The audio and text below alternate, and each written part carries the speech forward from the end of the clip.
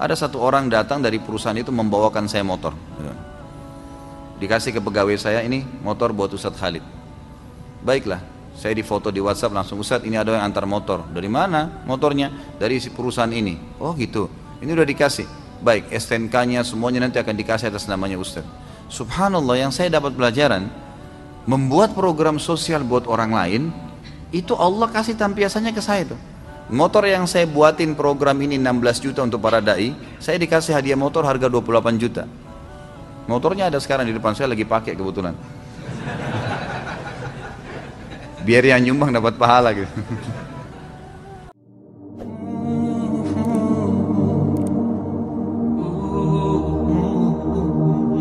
Apakah seseorang yang ingin berkurban dan sudah menabung akan mendapatkan pahala kurbannya apabila tabungan kurbannya itu diinfakkan ke seorang janda miskin yang memelihara anak yatim?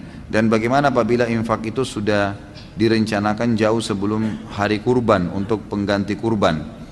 Ya, saya sarankan kalau memang sudah diniatkan untuk satu program ibadah, ya diniatkan untuk itu saja. Misal kita sudah nabung, coba kita nabung setiap bulan 100 ribu untuk nanti Idul Adha saya mau kurban. Udah biarin aja.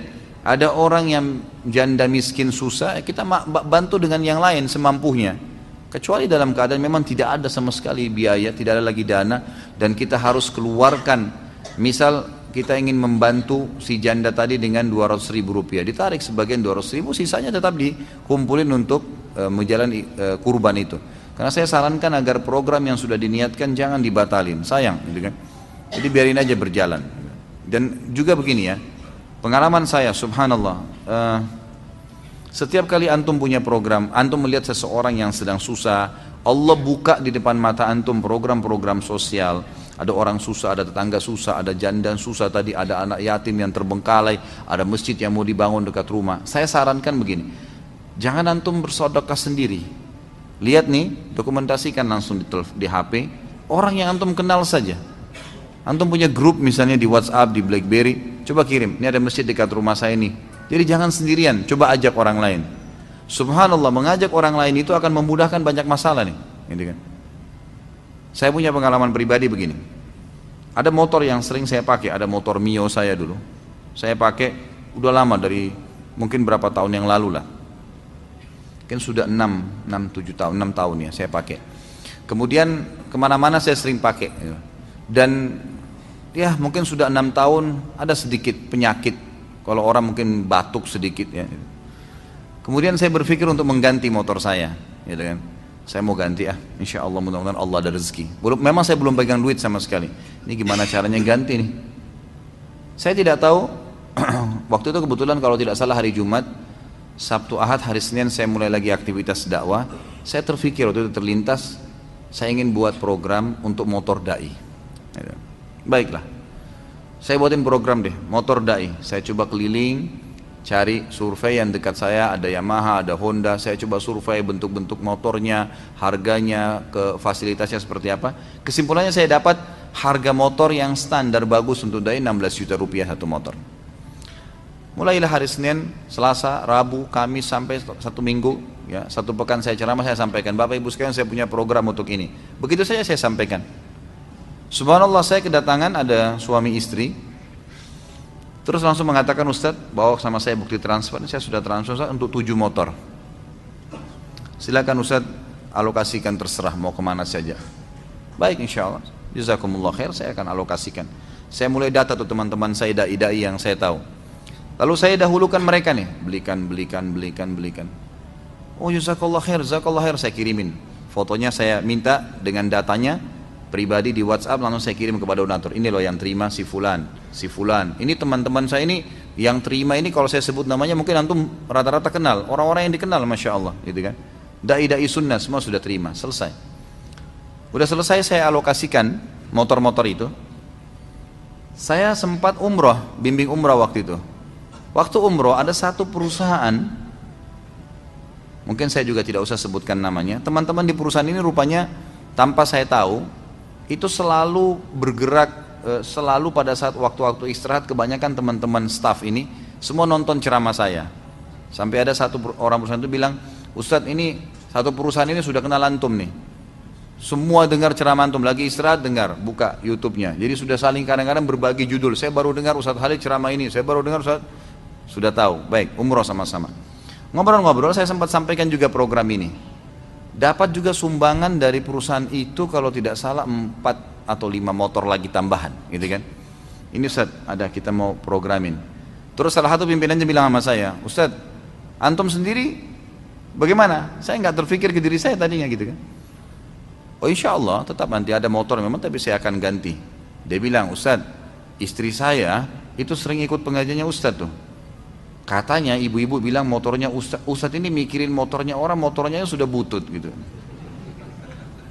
Ya nggak apa-apa lah, butut-butut masih bisa berdakwah. Insya Allah saya ganti nanti gitu kan. Emang Ustadz pengen motor apa? Ya nanti kalau Allah mudahin motor apa saja gitu.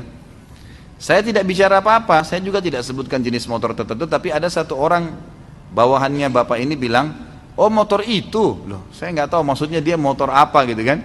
Dia sempat bicara motor yang itu, satu motor gitu.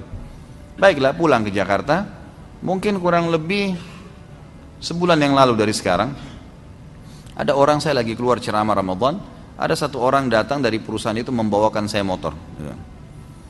Dikasih ke pegawai saya, ini motor buat Ustadz Khalid. Baiklah, saya difoto di WhatsApp langsung, Ustadz ini ada yang antar motor. Dari mana motornya? Dari perusahaan ini. Oh gitu, ini udah dikasih. Baik, STNK-nya semuanya nanti akan dikasih atas namanya Ustadz. Subhanallah, yang saya dapat pelajaran, membuat program sosial buat orang lain, itu Allah kasih tampiasannya ke saya tuh. Motor yang saya buatin program ini 16 juta untuk para da'i, saya dikasih hadiah motor harga 28 juta. Motornya ada sekarang di depan saya, lagi pakai kebetulan. Biar yang nyumbang dapat pahala gitu. Akhirnya saya berpikir, saya ingin berbagi sama antum kisah yang panjang tadi sebenarnya ini. Itu adalah coba kalau ada satu program, jangan cuma pikir diri kita sendiri, coba sebarin, mungkin bisa jadi banyak. Dikeroyokin, gitu kan. Allah SWT memberikan selain pahala ternyata juga ada unsur duniawianya. Saya bilang sama istri saya, lihat tuh, kita niat baik untuk orang, Allah mudahin datang tuh, gitu kan. Bukan cuma itu, datang lagi satu orang nyumbang motor juga untuk Ustadz Khalid nih. Jadi sekarang ada 2 motor saya. Tadinya satu motor saya mau jual, saya datangnya saya kasih pegawai saya yang satu itu, dan yang 2 saya taruh ganti-gantian dipakai. Jadi saya cuma niat saja, tidak keluarin uang untuk beli motor, dapat 2 motor baru, gitu kan. Dan juga dapat pahala, sudah banyak teman-teman dai yang pakai. Sekarang sudah lebih dari 20 motor, alhamdulillah berjalan, gitu kan. Jadi seperti itu, kemudian sosial jangan sendirian, coba dibagi, gitu kan. Ustadz, bolehkah dikala kita bersedekah kita berharap pahala ganti dari Allah di akhirat nanti? Hampir serupa pertanyaan juga Ustadz, apakah boleh bersedekah dengan keyakinan Allah akan memberi lebih lagi atau cukup lillahi ta'ala? Tentu saja boleh. Semua yang Allah janjikan boleh kita harap, ya kan? Boleh kita harap. Allah Subhanahu wa ta'ala memberikan penjelasan dalam Al-Quran, perumpamaan orang-orang yang bersedekah di jalan Allah seperti orang yang menanam tanaman, yang nanti tanaman itu akan tumbuh dan setiap memiliki banyak dahan dan ranting, dan setiap dahan itu akan punya 100 ranting dan seterusnya. Jadi Allah Subhanahu wa ta'ala akan memberikan memang berlipat gandaan. Wajar kita minta. Allah Subhanahu wa ta'ala menjanjikan salah satu kiat untuk menambah rezeki adalah bersedekah. Memang begitu. Ya bena Adam, hadis Bukhari tadi, hadis qudsi, kata Allah, ya bena Adam, anfik alaih. Anak Adam, infak dulu di jalanku, aku akan berikan kepadamu. Memang kita ada balasan, beri kita akan dikasih. Kalau kita sholat, puasa, semua ibadah kita kerjakan karena berharap masuk surga, itu penting. Itu kaidah dasarnya. Kita berharap balasan yang Allah janjikan. Makanya dalam buku-buku hadis disebutkan fadilah sholat duha, fadilah sholat malam, fadilah sedekah, fadilah bakti dengan orang tua. Apa itu fadilah? Janjinya Allah di ibadah yang sedang kita kerjakan. Bolehkah saya ibadah karena mengejar apa yang Allah janjikan? Boleh saja. Itu termasuk lillahi ta'ala berarti. Karena kita berharap. Bolehkah saya meninggalkan dosa karena takut masuk neraka? Boleh. Ya gitu. Karena yang suruh kita takut pada neraka Allah Subhanahu wa ta'ala. Berarti dengan takut pada neraka, berarti kita takut pada Allah Subhanahu wa ta'ala. Allah sebutkan tentang masalah surga, Al-Imran surah nomor 3 ayat 133. A'udzubillahi minasyaitonir rajim, wasari'u ila maghfiratin min rabbikum wa jannatin arduhas samawati wal ardu uiddat lil muttaqin. Bersegeralah kalian kepada pengampunan Tuhan kalian, bertobat kalau punya salah, Dan kejarlah surga dengan sibukkan diri dengan amal soleh setelah itu, setelah taubat. Yang luasnya seluas langit dan bumi, yang hanya dijanjikan untuk orang-orang yang bertakwa. Jadi Allah menyuruh kita kejar surga memang. Ibadah untuk masuk surga. Itu Allah yang perintahin. Berarti dengan mengejar surga sebagai balasan, kita patuh pada Allah. Bagaimana bisa antum mau beribadah tidak ada janjinya?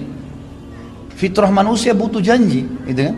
Makanya dijanjikan oleh Allah Subhanahu wa taala, bukan dijanjikan palsu ya. Ini janji yang pasti. Kemudian dalam surah Tahrim, surah nomor 66 ayat 6, Allah SWT ceritakan tentang khawatir dari api neraka. A'udzubillahi minasyaitonirrajim. Ya ayyuhalladzina amanu qu anfusakum wa ahlikum nara wa quduha an-nasu wal hijara 'alaiha malaikatun giladun syidad la ya'sunallaha ma amara wa yaf'aluna ma yu'marun. Hai orang-orang yang beriman, selamatkan dirimu dan keluargamu dari api neraka. Kata ulama tafsir, dengan meninggalkan dosa-dosa. Takutlah kalian dengan api neraka itu, kata Allah. Yang bahan bakarnya dari manusia dan batu, dijaga oleh malaikat-malaikat yang kasar, keras, tidak pernah menolak apa yang Allah perintahkan dan selalu patuh terhadap apa yang Allah titahkan. Jadi memang kita takut masuk neraka, itu berarti takut sama Allah karena Allah yang suruh, Allah yang suruh. Jadi kita bisa berharap balasan, bisa berharap balasan.